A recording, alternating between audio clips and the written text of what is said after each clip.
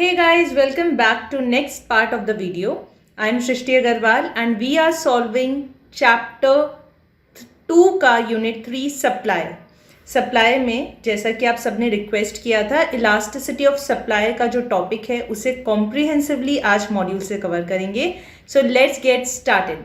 देखिए आपके सामने स्क्रीन पर आप देख सकते हैं, मैंने आपका ICI का जो मॉड्यूल है चैप्टर 2 यूनिट 3 का उसे खोला हुआ है। Elasticity of supply is the topic for today's class. So अगर आपने पहले वाले वीडियोस नहीं देखे हैं, नीचे डिस्क्रिप्शन में मैं आपको लिंक दे रही हूँ, आप देख सकते हैं। देखो बहुत इंपॉर्टेंट टॉपिक है, of course this is a very important topic. Her bar exam में क्वेश्चन आता है, आप इस बार भी एक्सपेक्ट कर सकते हैं। ठीक है, so what is elasticity of supply? It is defined as the responsiveness of quantity supplied of a good to a change in its price. मतलब इसका मतलब क्या हुआ? इलास्टिसिटी ऑफ सप्लाई क्या होता है भाई? अगर आपने कोई भी चेंज किया गुड एक्स के प्राइस में, ऑलराइट, चेंज का मतलब क्या है? इंक्रीज भी हो सकता है प्राइस, डिक्रीज भी हो सकता है। सो अगर आपने कोई भी चेंज किया गुड एक्स के प्राइस में, तो उसकी वजह से क्वांटिटी सप्लाई में भी चेंज आएगा। Yes, this is sure. Law of supply कहता है दीज आर पॉजिटिवली और डायरेक्टली रिलेटेड। तो इसमें जो चेंज आएगा वो कितना चेंज आएगा वो हमें बताता है इलास्टिसिटी ऑफ सप्लाई। अगर आपने प्राइस में चेंज किया तो क्वांटिटी सप्लाइड में कितना चेंज आएगा, ये हमें बताता है elasticity of supply, right. So price और क्वांटिटी सप्लाइड के बीच में डायरेक्ट रिलेशनशिप है। This is told by law of supply. Yes, पर कितना चेंज आएगा, कैसे चेंज आएगा, ये हमें इलास्टिसिटी ऑफ सप्लाई को पढ़कर पता चलता है, इसलिए हम इस टॉपिक को पढ़ते हैं। Now the first type or the first method of calculating the elasticity is percentage method. Formula होगा percentage change in quantity supplied upon percentage change in price. Yes, ठीक है। So इसे आप ऐसे भी लिख सकते हैं। फिर यहाँ देखिए ये जो फिगर आया है, ये जो वैल्यूज आई है, यहाँ पर डेल्टा इज मिसिंग, ये आप डेल्टा लिख लें। Delta Q upon delta P है ये जो part, into P by Q. So this is the correct expression. ठीक है, ये जो है इसे थोड़ा करेक्ट कर लें, क्यू और पी के आगे डेल्टा लगा लें। देखिए डेल्टा क्यू और डेल्टा पी यहाँ स्क्रीन पर देख सकते हैं। सो this is the right thing. अब देखो इसी फर्स्ट मेथड पर बेस्ड, परसेंटेज मेथड पर बेस्ड, आपके सामने एक ही न्यूमेरिकल एग्जाम्पल आपको मॉड्यूल में दिया है इन्होंने, और ये आप आराम से सॉल्व कर सकते हैं। जो ऊपर फॉर्मूला है उसमें वैल्यूज डालिए, आंसर आ जाएगा। इलास्टिसिटी ऑफ सप्लाई आएगा 4। याद रखें, जैसे इलास्टिसिटी ऑफ डिमांड हम निकालते थे वो नेगेटिव आता था, क्योंकि लॉ ऑफ डिमांड कहता था प्राइस और क्वांटिटी डिमांडेड के बीच में नेगेटिव रिश्ता होता है।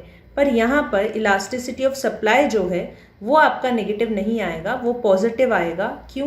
क्योंकि प्राइस और क्वांटिटी सप्लाइड के बीच में डायरेक्ट रिलेशनशिप होता है, ये लॉ ऑफ सप्लाई कहता है। ठीक है, अब देखो आगे चलो, टाइप्स ऑफ सप्लाई इलास्टिसिटी। ठीक है, सो 5 टाइप की इलास्टिसिटीज हो सकती है। आप कह सकते हैं degrees of price, degrees of supply elasticity. ठीक है, डिग्रीज या टाइप्स।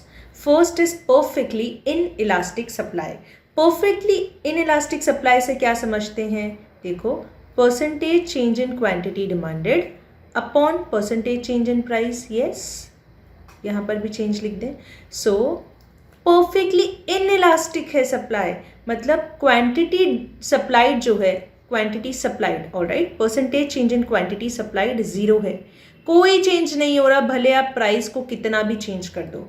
ठीक है, सो अगर आप 0 को न्यूमरेटर में रखते हैं और डिनोमिनेटर में कुछ भी हो, आपकी वैल्यू हमेशा आती है इनफाइनाइट। सो याद रखें, 0 अगर न्यूमरेटर में है, डिनोमिनेटर में कुछ भी हो x, हमेशा आंसर इनफाइनाइट आएगा। सो यहाँ पर आपका प्राइस देखिए चेंज हो रहा है, ऊपर से नीचे, नीचे से ऊपर, पर क्वांटिटी सप्लाइड देखो सेम है। क्वांटिटी सप्लाइड क्या है? ओ क्यू है, और वो हमेशा सेम है, ओ क्यू। ठीक है, सो याद रखें, when percentage change in quantity supplied is 0, कोई चेंज नहीं हो रहा, प्राइस में आप कितना भी बदलाव करो, ये क्या कहलाता है? It is perfectly inelastic supply or infinitely inelastic or zero elastic. ठीक है, so it is known as supplies elasticity is zero or it is perfectly inelastic supply, elasticity is zero. ठीक है, वैल्यू क्या हो गया, यहाँ लिखा हुआ है देखो जीरो.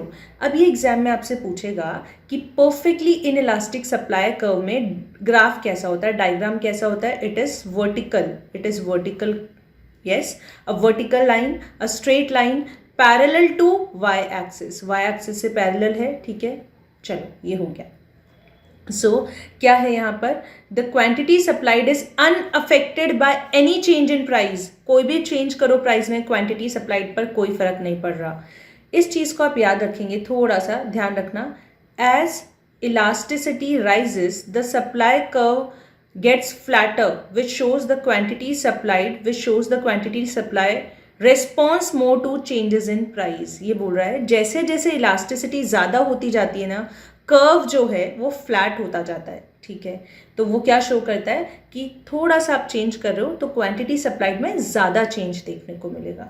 प्राइस में थोड़ा चेंज बट क्वांटिटी सप्लाइड में ज़्यादा चेंज. ठीक है, so I hope this is clear. Next देखिए, एक चीज़ मैं आपको बताना चाहती हूँ, जो ये परफेक्टली इनइलास्टिक सप्लाई है, इसके कुछ एग्जाम्पल्स अगर आपके दिमाग में आए. वैसे तो ये थोड़ा सा प्रैक्टिकली पॉसिबल नहीं होता इलास्टिसिटी ज़ीरो, बट फिर भी देखो जो भी ऐसे गुड्स होते हैं जिनकी लिमिटेड सप्लाई होती है इनपुट्स की, रॉ मटेरियल्स की, है ना.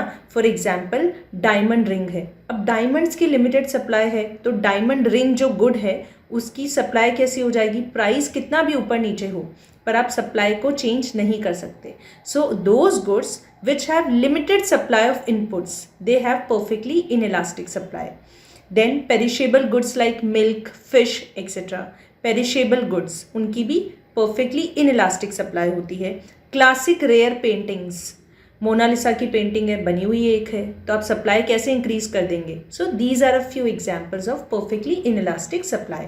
ऑलराइट, नेक्स्ट देखो, relatively less elastic and relatively greater than elastic. ठीक है, सो देखिए रिलेटिवली लेस इलास्टिक का मतलब है इलास्टिसिटी की वैल्यू है जीरो से तो ज़्यादा ऑफकोर्स पर वन से कम.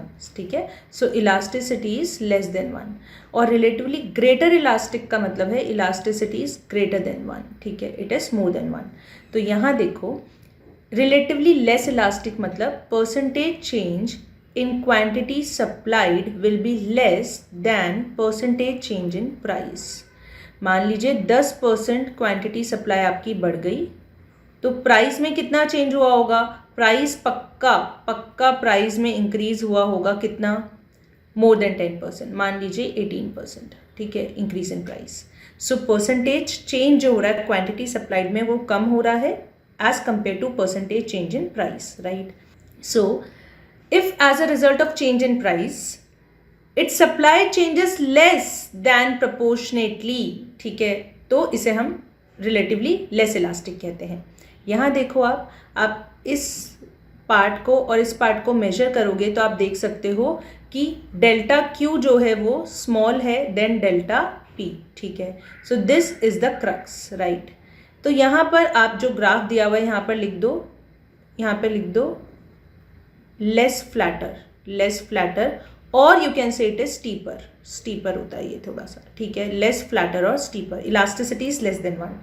नेक्स्ट देखिए यहाँ पर ग्रेटर देन इलास्टिक मतलब elasticity is more than one. यहाँ क्या होगा, percentage change in quantity supplied is more than percentage change in price. ठीक है, यहाँ पर मान लो कि अगर प्राइस जो है वो 5% से कम हो गया तो क्वांटिटी सप्लाइड आपकी मोर देन 5%, 6%, 7%, 8% कम हो जाएगी. ठीक है, सो परसेंटेज चेंज जो है क्वांटिटी सप्लाइड में इट इज़ ग्रेटर. ठीक है, then the percentage change in price. यहाँ पर कर्व कैसा आएगा, कर्व विल बी फ्लैटर. तो इलास्टिसिटी जितनी ज़्यादा बढ़ती जाती है कर्व उतना ही फ्लैट होता जाता है. यहाँ देखो ये थोड़ा गिर गया ना, फ्लैट हो गया. और अगर आप इस चेंज को मेजर करेंगे, ये देखो change in P, delta P और डेल्टा Q, साफ आप देख सकते हो delta Q is greater then delta P. तो इलास्टिसिटी जो है it is more than one. ठीक है, यहाँ पे लिखा हुआ है. और वैल्यू कहाँ पर होगी, इसकी वैल्यू कहाँ होगी, 1 से लेकर इनफाइनाइट के बीच में होगी. I hope this is very clear. ठीक है, ऑल राइट, अब देखो next is unit elastic. Unit elastic क्या है भाई? यूनिट इलास्टिक मतलब परसेंटेज चेंज जो होगा आपके क्वांटिटी सप्लाइड में, it will be equal to percentage change in price. अगर 10% आपकी सप्लाई बढ़ रही है तो मतलब 10% ही आपका प्राइस भी बढ़ा होगा। अगर 5% सप्लाई कम हो रही है तो मतलब 5% ही आपका प्राइस भी कम हुआ होगा, ठीक है। So this is the case. अब यहाँ पर वैल्यू क्या होगी इलास्टिसिटी की? It will be of course what? Equal to 1। So the coefficient of elasticity is equal to 1 here, है ना। सो डेल्टा क्यू, ये देखो डेल्टा क्यू और ये डेल्टा पी, ये दोनों इक्वल होंगे, ठीक है। इलास्टिसिटी इज इक्वल टू 1, ये और ये बिल्कुल इक्वल है ये, और ये देखिए ये जीरो से ओरिजिन से स्टार्ट होगा, it will B a linear curve, ठीक है, अपवर्ड स्लोपिंग।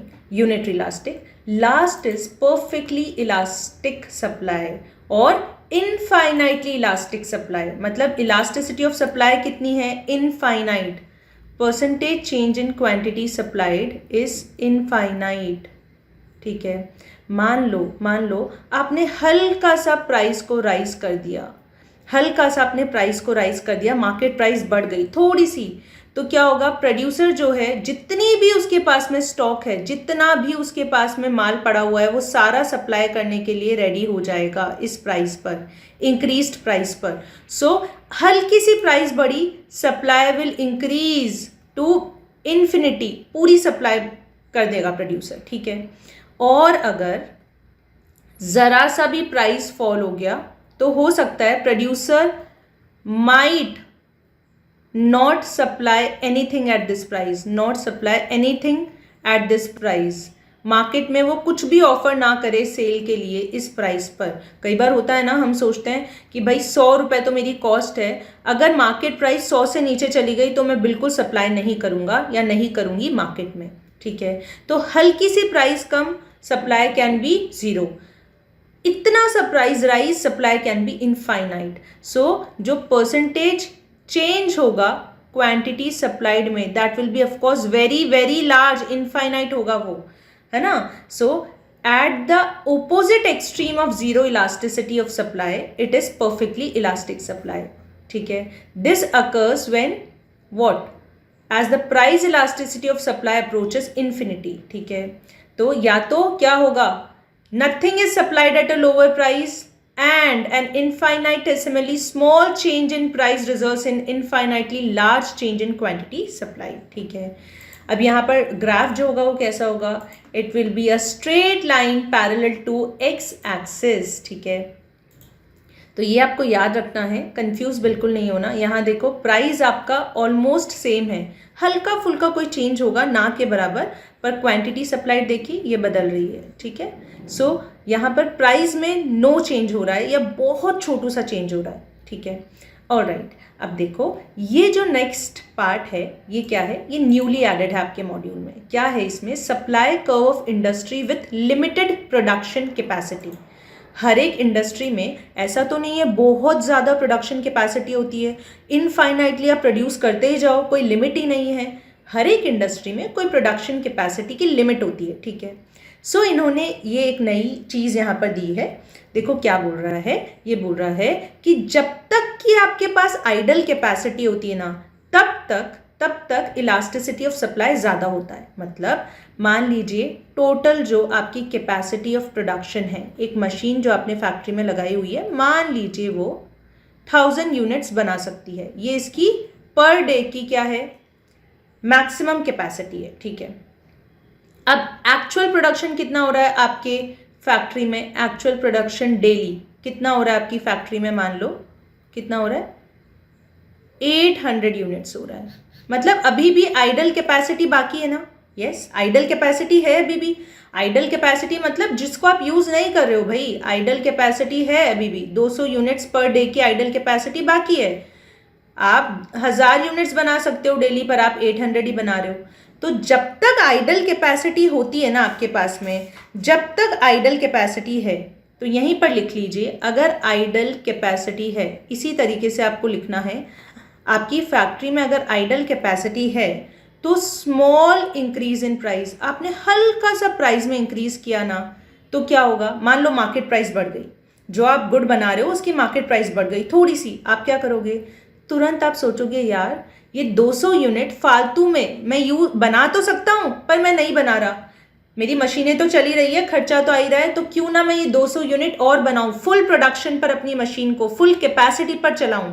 तो प्राइस तो प्रोडक्ट की बढ़ी गई है, प्राइस बढ़ गई है, मार्केट प्राइस प्रोडक्ट की ज़्यादा है, तो चलो मैं 200 यूनिट और बनाकर और सप्लाई कर देता हूँ और प्रॉफिट कमाऊंगा। Yes, then what will happen? A small increase in price will result into increased supply। बहुत सारी आप सप्लाई बढ़ा दोगे, लार्ज क्वांटिटी ऑफ सप्लाई बढ़ा दोगे। देखो यहाँ पर यही दिख रहा है, हल्का सा P1 से P2 देखिए, ध्यान से डायग्राम को देखिए मॉड्यूल में पेज नंबर 2.78 पर P1 से P2 इतना सा प्राइस इंक्रीज हुआ है, पर क्वांटिटी सप्लाइड देखो कंपैरेटिवली Q1 से Q2 ज़्यादा इंक्रीज हो गया। क्यों? क्योंकि आइडल कैपेसिटी यहाँ पर थी। पर एक और केस हो सकता है, देखो सेकंड केस ये भी हो सकता है जब आप फुल कैपेसिटी पर रन कर रहे हो। अब मान लीजिए अब फिर से अब क्या हो रहा है, अब आप डेली कितना प्रोड्यूस कर रहे हो? 1000 यूनिट्स बना रहे हो, फुल कैपेसिटी पर आप ऑपरेट कर रहे हो, ठीक है। अब फिर से मार्केट प्राइस बढ़ गई, कमोडिटी की मार्केट प्राइस बढ़ गई इसकी। अब आप सोचोगे चलो और बनाते हैं अपन, और कमा सकते हैं, है ना, मार्केट प्राइस बढ़ गई, प्रॉफिट भी बढ़ जाएगा हमारा, हम ज़्यादा कमा पाएंगे, ज़्यादा सप्लाई करें। पर भाई रातों रात पॉसिबल नहीं है ना। अगर आप फुल कैपेसिटी पर ऑपरेट कर रहे हो तो आपको नई मशीन लगानी पड़ेगी, नई स्पेस का अरेंजमेंट करना पड़ेगा, एरिया चाहिए, लैंड चाहिए, कैपिटल रिक्वायरमेंट चाहिए। तो रातों रात तो ये पॉसिबल नहीं है इन अ शॉर्ट स्पैन। तब क्या होगा, अगर प्राइस बहुत ज़्यादा भी बढ़ जाएगा ना, when there is so much increase in the price, है ना, तब क्या हो गया, प्राइस बहुत ज़्यादा भी अगर आपका बढ़ गया तो भी आप क्या करोगे, you will only be able to increase quantity supplied by a small amount. So जब आप फुल कैपेसिटी पर काम करते हैं, you can write this down, full capacity पर जब आप काम करते हैं तब large increase in price will lead to a small increase in quantity supplied. जितना पॉसिबल होगा छोटा थोड़ा सा आप इंक्रीज कर पाओगे क्वांटिटी सप्लाइड को, ज़्यादा नहीं कर पाओगे। मतलब यहाँ पे इनइलास्टिक सप्लाई हो जाएगी, ठीक है, इनइलास्टिक सप्लाई हो जाएगी। मेरी बात को समझ गए? तो moral of the story is, जब आइडल कैपेसिटी होगी तब आपकी इलास्टिसिटी इज मोर देन 1, लेकिन जब फुल कैपेसिटी पर आप रन करोगे तो elasticity will be less than 1। मतलब प्राइस में ज़्यादा इंक्रीज होने पर भी आप क्वांटिटी को थोड़ा सा ही बढ़ा पाओगे, क्योंकि ऑलरेडी आप फुल कैपेसिटी पर, ऑलमोस्ट फुल कैपेसिटी पर ऑपरेट कर रहे हो, ठीक है। सो वो एग्जाम में आपसे पूछ सकता है कि भाई आइडल कैपेसिटी है, ठीक है, आइडल कैपेसिटी पड़ी हुई है, अब प्राइस में राइज हो गया तो क्वांटिटी सप्लाइड में क्या फर्क पड़ेगा भाई, भयंकर इंक्रीज हो जाएगी, इलास्टिसिटी इज मोर देन 1। और फुल कैपेसिटी पर क्या होता है, फुल कैपेसिटी पर क्या होगा, इलास्टिसिटी जो है वो लेस देन 1 होती है, ठीक है। सो ये मैंने आपको अच्छे से समझा दिया। नाउ देखो नेक्स्ट जो आपका ये है, measurement of supply elasticity is the topic. यहाँ पर क्या है, 2 टाइप की इलास्टिसिटीज आपको बताई है। कौन कौन सी? 2 मेथड्स बताए हैं। एक तो पॉइंट इलास्टिसिटी ऑफ सप्लाई है, जिसका फॉर्मूला ये रहा, ठीक है, this is price, this is quantity, and what is this, what is this, dp upon dq। ये क्या है, ये है आपका derivative of quantity with respect to price. यहाँ पे आपको करेक्शन करना है, ये dp अपॉन dp नहीं है भाई, ये dq अपॉन dp है। dq मीन्स क्वांटिटी सप्लाइड, ठीक है। So this is dq upon dp, alright, ये करेक्शन कर लो। अब आगे देखिए, आगे ये ठीक से लिखा हुआ है, यहाँ पे देखो, आप देख सकते हो स्क्रीन पर, elasticity of supply is equal to dq upon dp into p by q।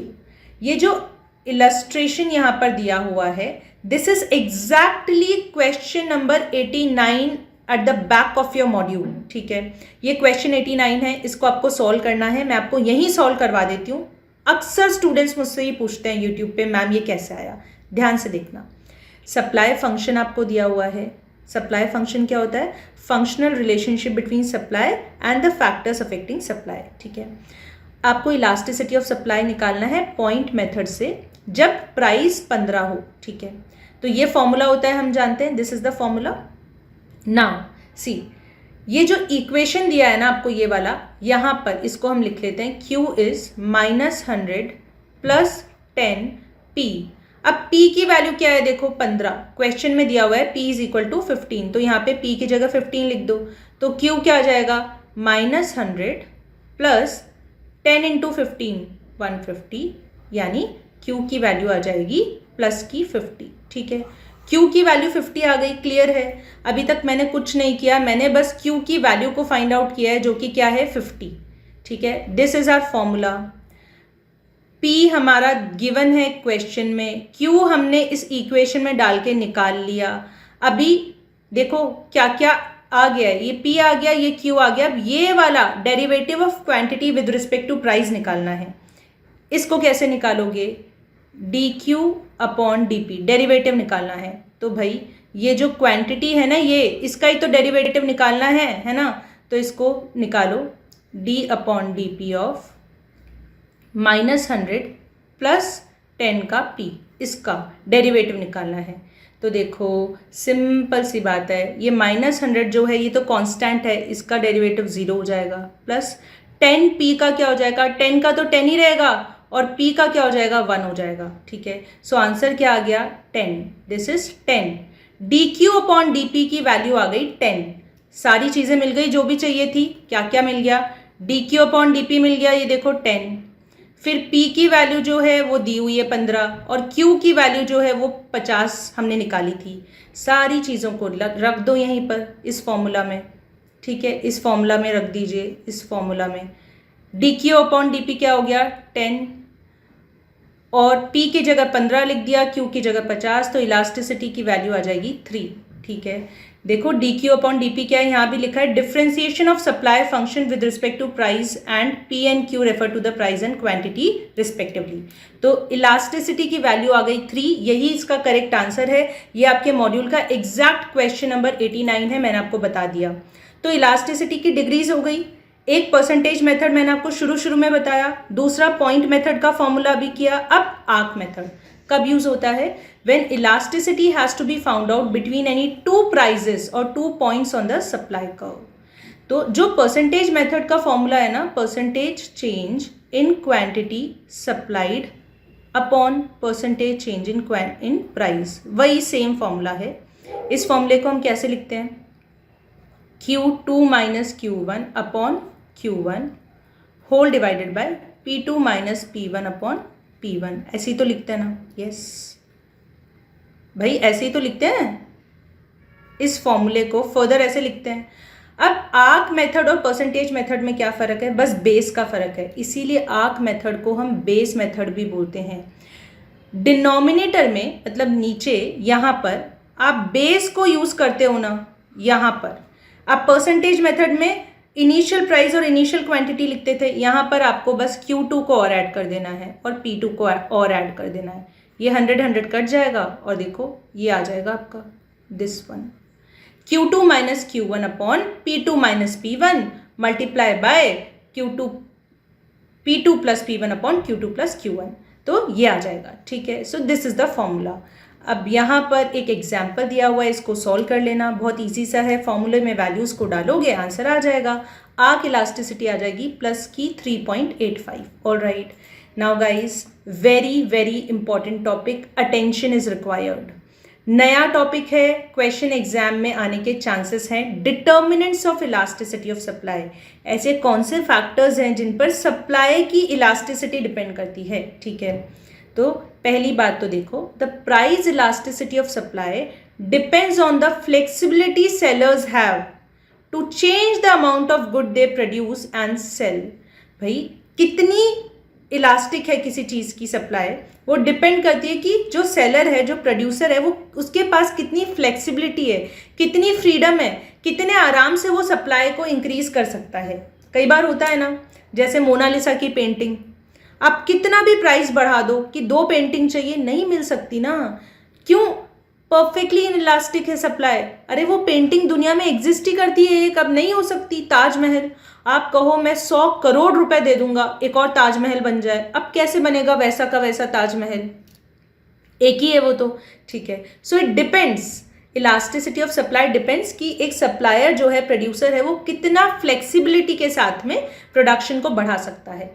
First factor देखिए, if increase in production causes substantial increase in cost, अगर मान लो प्रोडक्शन को और बढ़ाने के लिए भयंकर मेरा कॉस्ट इंक्रीज हो रहा है, कॉस्ट ऑफ प्रोडक्शन बुरी तरीके से एस्केलेट हो रहा है, then what will I do, मैं सोचूंगी यार इतनी कॉस्ट बढ़ रही है, why to increase the supply, why to increase the supply, then what will happen, producers will have less incentive to increase the quantity supplied, ठीक है।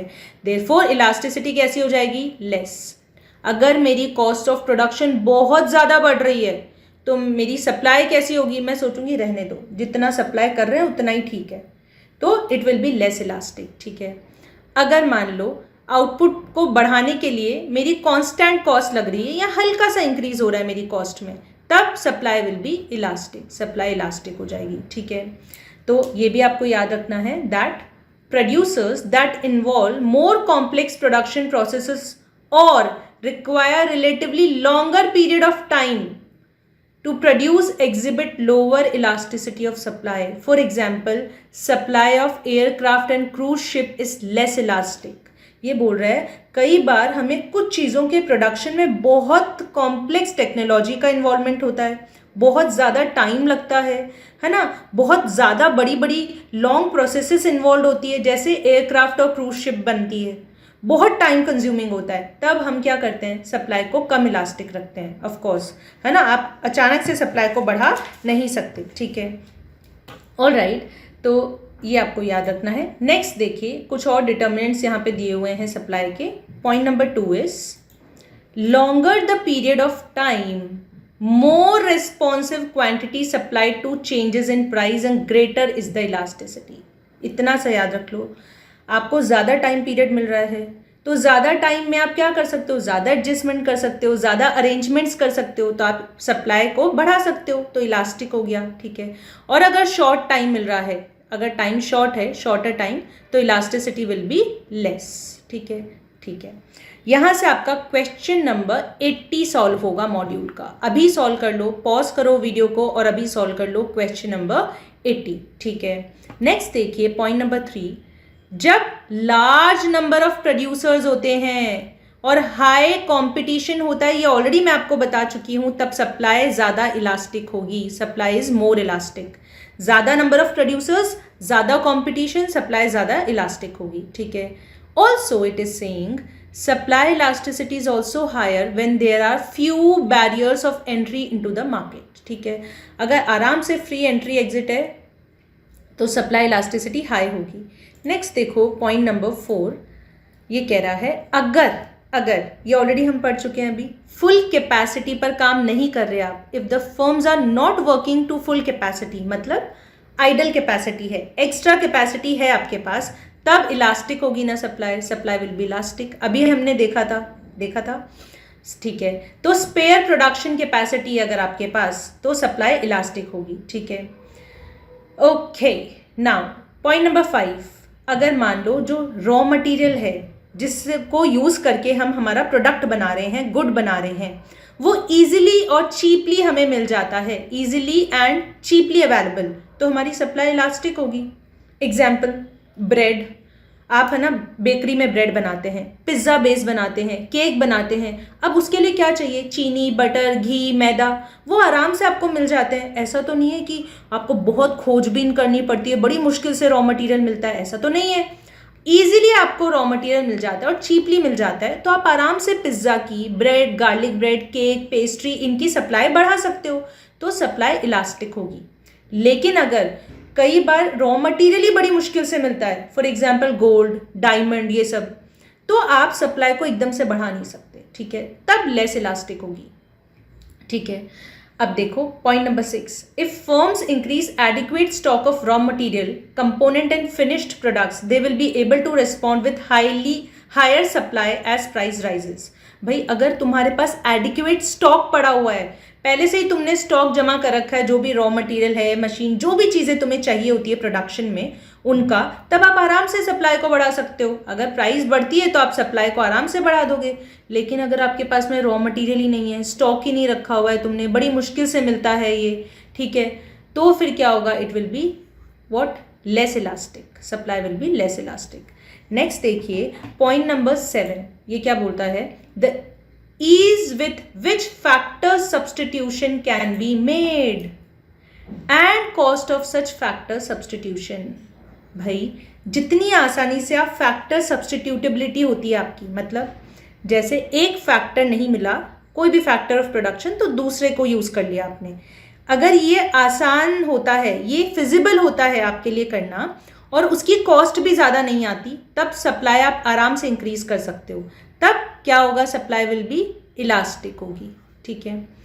If the factors of production used are commonly available, आराम से मिल जाते हैं, तो आप elastic supply होगी, आपकी सप्लाई को आप बढ़ा सकते हो।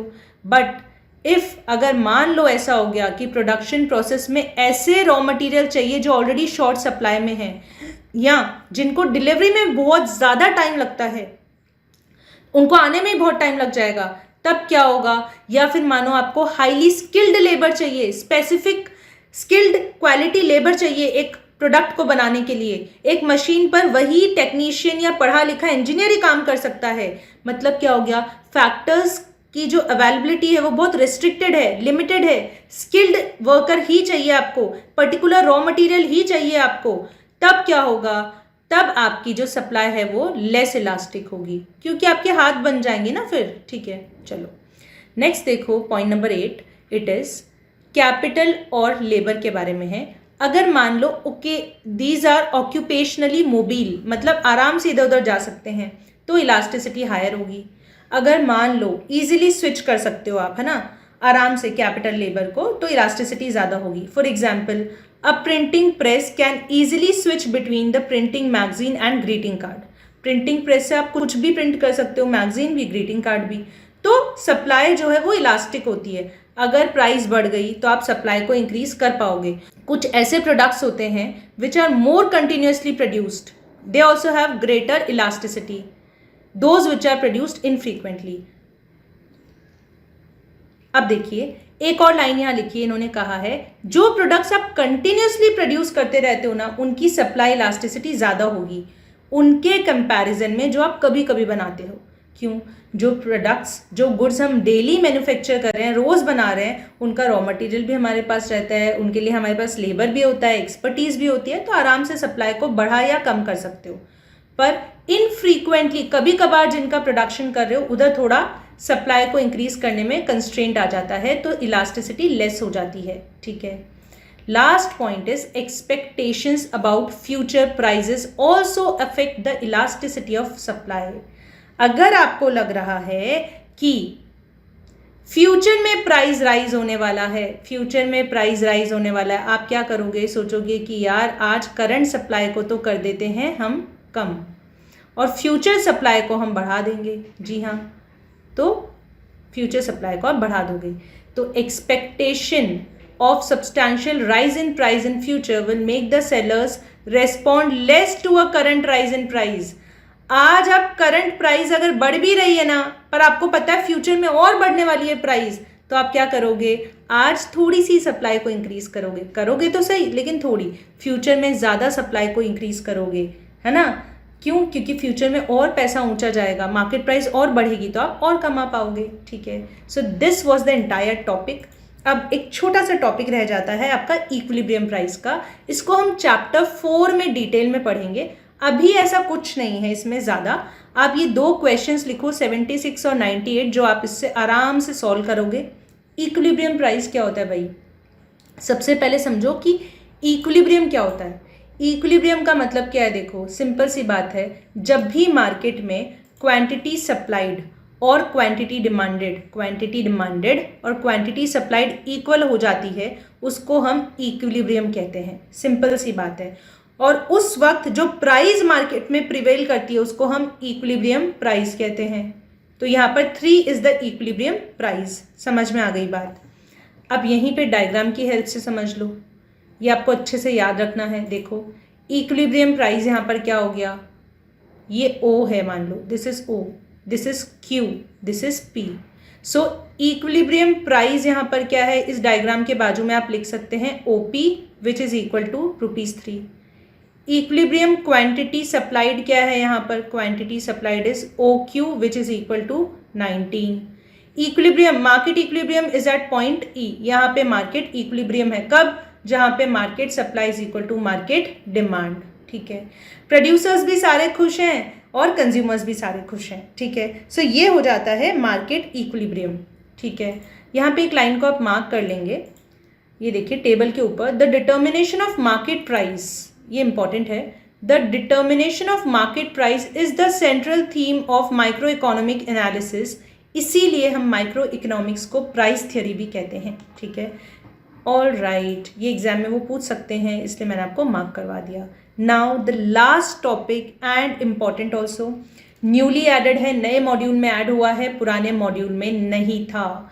Market equilibrium and social efficiency. Market equilibrium क्या होता है, समझ गए हो क्या होता है? मार्केट में जो टोटल सप्लाई है और टोटल डिमांड है वो इक्वल है, ना ही तो ऐसा कोई अनसोल्ड स्टॉक है प्रोड्यूसर्स के पास में जो वो बेच नहीं पाए डिजायर्ड प्राइस पर, और ना ही अनसेटिस्फाइड कोई डिमांड है। क्या बात है मैडम, क्या बात है, बोले मज़ा आ गया। कैसे मज़ा आ गया भाई, जितने कंज्यूमर्स हैं सब बहुत हैप्पी है, सबकी स्माइल देखो कहाँ जा रही है, इतनी बड़ी वाली स्माइल कि जो भी हम चाहते थे खरीदना जिस प्राइस पे हमें मिल गया। और जो प्रोड्यूसर्स हैं वो भी बहुत खुश हैं, वो भी बहुत खुश हैं, उनकी भी स्माइल देखो कहाँ जा रही है, बालों को यहाँ छू रही है स्माइल, यहाँ से निकल के यहाँ। कह रहे हैं जितना हम बेचना चाहते थे सब कुछ हम बेच पाए, जितने प्राइस पर हम बेचना चाहते थे उतने प्राइस पर, मार्केट इक्विलिब्रियम में है। ठीक है, तो सोशल एफिशिएंसी होता क्या है, मैंने आपको टेक्निकली तो बता दिया, अभी इकोनॉमिक्स की भाषा में सोशल एफिशिएंसी का क्या मतलब है। It represents the net gains to the society from all the exchanges that are made in a particular market. एक मार्केट में कौन होता है, बायर्स होते हैं, सेलर्स होते हैं। अब बायर्स और सेलर्स ने आपस में कोई भी आदान प्रदान किया, कोई भी एक्सचेंजेस किए, उससे जो भी टोटल नेट गेन हुआ उसको हम कहते हैं सोशल एफिशिएंसी।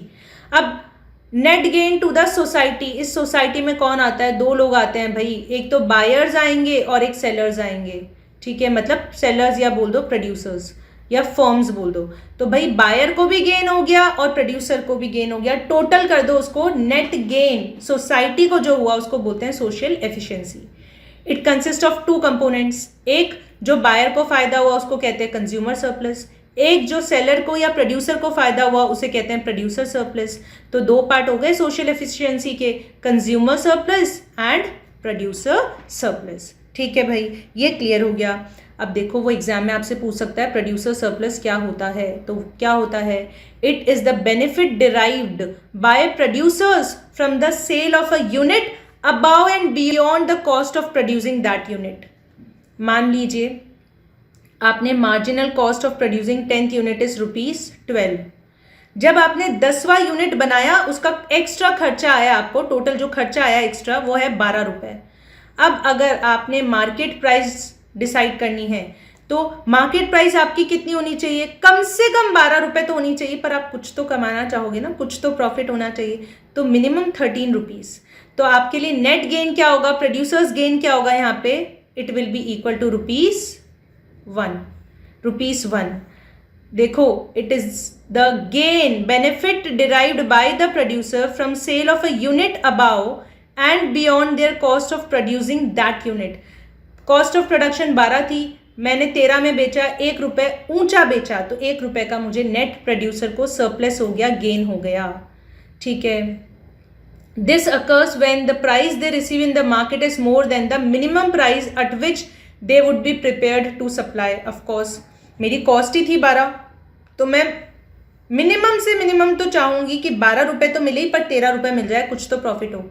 ठीक है, so it is represented by area about the supply curve and below the price line. अब यहाँ देखो परीक्षा की घड़ी, ये है तुम्हारी प्राइस लाइन। ठीक है, इस प्राइस लाइन के नीचे का एरिया देखो, बिलो द प्राइस लाइन, ये रहा प्राइस लाइन के नीचे का area, and area about the supply line, about the supply curve ये रहा, तो इसके ऊपर का एरिया मतलब ये। तो ये जो ट्रायंगल निकल के आया इसको इक्विलिब्रियम बोल दो, पॉइंट ई लिख दो आपके मॉड्यूल में। तो प्रोड्यूसर सरप्लस क्या हो गया यहाँ पर, लिखो प्रोड्यूसर सरप्लस क्या हो गया यहाँ, एरिया POE, ठीक है, जो सप्लाई कर्व के ऊपर है पर प्राइस लाइन के नीचे है। अब याद करो कंज्यूमर सरप्लस वाला पार्ट, कंज्यूमर सरप्लस वाला पार्ट याद करो। मैंने आपको बताया था कंज्यूमर सरप्लस क्या होता है, area below the demand curve but above the price line के ऊपर, अबाउ द प्राइस लाइन, ठीक है। तो यहां देखिए below the demand curve but above the price line, तो ये रहा, ये हो गया आपका consumer surplus. This is net gain to the consumer, buyer को कितना फायदा हुआ, टू द बायर या कंज्यूमर बोल दो, ठीक है। और प्रोड्यूसर सरप्लस क्या होता है, it is net gain to the producer और द फर्म, ठीक है। ये आपको याद होना चाहिए। आई होप ये आपको अच्छे से समझ आ गया, एग्जाम में पूछ सकता है भाई, तो इसको ध्यान रखना है, ठीक है। सो ये मार्केट एफिशिएंसी, सोशल एफिशिएंसी का पॉइंट मैंने आपको बता दिया। एक लाइन और आपको यहाँ पे मार्क करनी है and then we will be done. आपको एक और लाइन यहाँ पर मार्क करनी है, क्या, producer surplus disappears when market price is at equilibrium. मतलब क्या है इसका, मतलब क्या है, देखो भाई, अगर मान लो आपकी जो मार्केट प्राइस है वो इक्विलिब्रियम प्राइस है, ये ई पॉइंट है, और ये मान लीजिए ये जो ओपी है ये ₹10 है, ठीक है। अब मानो प्रोड्यूसर जो है ना उसका सरप्लस जो है वो जीरो हो जाएगा, ये बोल रहा है जीरो हो जाएगा। कब हो जाएगा zero, see it will disappear, मतलब producer surplus will become zero, disappear का मतलब zero, when market price is at equilibrium, that is market price का मतलब एक्चुअल प्राइस जिस पे आप बेच पा रहे हो मार्केट में। मेरी बात को समझना ध्यान से, फुल फोकस। मार्केट प्राइस मतलब जिस प्राइस पर एक्चुअली आप सेल कर पाओगे, मार्केट में जो प्राइस है, लोग उस प्राइस पर खरीदने को तैयार है आपसे, और the price at which sellers are willing to offer for sale, है ना, is equal to the price they actually receive, ठीक है। तो ये तो मार्केट प्राइस हो गई। और एक प्राइस वो होती है ना जिसपे हम बेचना चाहते हैं, sellers are willing to sell, I am willing to sell. अगर मान लो यही मार्केट प्राइस के इक्वल हो गई, मतलब मार्केट में 10 रुपए प्राइस है और मैं बेचना भी 10 रुपए पर ही चाह रही हूं, तो क्या मुझे कोई सरप्लस हुआ, गेन हुआ, नहीं हुआ जी, प्रोड्यूसर सरप्लस जीरो हो गया। अगर इसी बात को दूसरे तरीके से समझो, मान लो मैं बेचना चाह रही थी 10 रुपए पे, पर मार्केट प्राइस है 15 रुपए, ठीक है, तो मुझे 5 रुपए का प्रोड्यूसर सरप्लस मिल जाएगा। I was ready to sell at ₹10, पर मार्केट में 15 रुपए पे बिकने को तैयार है, तो मैं बेचूंगी 15 पे, तो प्रोड्यूसर सरप्लस हो गया 5 का। पर इन्होंने क्या बोला, ये समझाना चाहते हैं हमें कि भाई अगर प्रोड्यूसर जिस प्राइस पर बेचना चाहता है वो मार्केट प्राइस के इक्वल हो गई, है ना, मतलब इक्विलिब्रियम प्राइस पर आ गई अगर वो, तो प्रोड्यूसर सरप्लस जीरो होगा, ठीक है। तो ये बात क्लियर हो गई। अब देखो एक इसने लास्ट में लाइन बोली है, we find that at price P, ये जो प्राइस पी है ये, when the market is in equilibrium, social efficiency is achieved with both producer and consumer enjoying maximum possible surplus. In short आप क्या समझे सोशल एफिशिएंसी से, जब producer भी आनंद में है, मैक्सिमम सरप्लस, कंज्यूमर भी आनंद में है, मैक्सिमम सरप्लस एंजॉय कर रहा है, तब उसे हम कहते हैं प्रोड्यूसर्स सरप्लस, ठीक है। Now guys before living I will again make you right the question numbers. जो भी इंपॉर्टेंट क्वेश्चन नंबर्स हैं इस चैप्टर से रिलेटेड, मतलब इन टॉपिक से, इलास्टिसिटी से रिलेटेड, वो आप यहाँ पर लिख लें एक बार प्लीज़, और इनको ज़रूर आप सॉल्व करें। और अगर आपको कोई भी डाउट होता है तो आप नीचे कमेंट्स बॉक्स में कमेंट करके मुझसे पूछ सकते हैं, मैं ज़रूर आपका डाउट क्लियर कर दूंगी। So these are the questions which are given at the back of your module, ये आपको ज़रूर सॉल्व करने हैं। And now it's a request, I am trying so hard, everyone at Unicom, we are trying so hard कि हम आपकी पूरी help कर सकें इस एग्ज़ाम्स में। तो प्लीज़ अगर आपको हमारे वीडियोस पसंद आ रहे हैं, जो एफर्ट्स हम डाल रहे हैं वो आपको बेनिफिट कर रहे हैं, तो प्लीज़ कंजूसी ना करें, वीडियो को लाइक ज़रूर करें, अपनी प्रेजेंस को नीचे कमेंट सेक्शन में मार्क करें, हमें बताएं कि आप क्या हमारे साथ चल रहे हैं, हमारे साथ पढ़ रहे हैं, so that we get more motivation to bring more good videos for you. So I hope आप ज़रूर वीडियो को लाइक करेंगे, चैनल को सब्सक्राइब कीजिए और शेयर भी कीजिए वीडियो को, ताकि क्वालिटी एजुकेशन सब तक फ्री में पहुंच सके. So I'll see you soon in the next video. Till then, keep revising well, keep solving questions, and don't forget to mark your presence in the comment section below. Bye-bye.